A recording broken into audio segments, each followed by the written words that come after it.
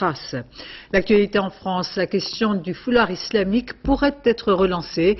Nicolas Sarkozy, hier à la tribune du rassemblement de l'Union des organisations islamiques de France, a été hué alors qu'il affirmait que, selon les lois de la République, les femmes, pour leur papier d'identité, devraient fournir des photos nu-tête. Un discours qui a donc suscité de très vives réactions. Nicolas Sarkozy devait s'y attendre. L'a-t-il fait volontairement? Rien en tout cas n'a entamé son discours. Reportage Alban Mikosi, Eleonore Gay, Mathieu Birden. Rien ne justifierait que les femmes de confession musulmane bénéficient d'une loi différente pour la carte nationale d'identité. En réaffirmant l'interdiction du port du voile sur les photos d'identité des femmes musulmanes devant une assistance aussi religieuse, Nicolas Sarkozy s'attendait à être sifflé. Il avait même préparé sa réaction. Un ami, mes chers amis, c'est quelqu'un qui dit la vérité.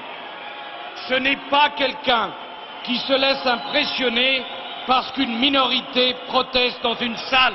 Le message s'adresse avant tout à l'UOIF qui incarne souvent les revendications les plus identitaires parmi les musulmans. En rappelant la loi, Nicolas Sarkozy vise aussi ceux qui soutiennent plus ou moins discrètement les jeunes filles voilées dans les lycées. Deuxièmement, cette déclaration intervient une semaine pile après l'élection du Conseil représentatif du culte musulman. Parmi les élus, certains auraient voulu que la loi tolère davantage le port du voile. Nicolas Sarkozy leur répond déjà, c'est non. Monsieur Sarkozy est cohérent avec ce qu'il annonce depuis le début de l'islam dans le cadre du respect des lois de la République. Les musulmans ont répondu que toutes les lois ne sont pas toujours bonnes et qu'on allait en discuter, mais que tant que les lois seraient là, ils s'y soumettraient, parce que de toute façon, ils sont français, ils se soumettent aux lois françaises. Et surtout, Nicolas Sarkozy compte sur l'écho que cet incident va générer.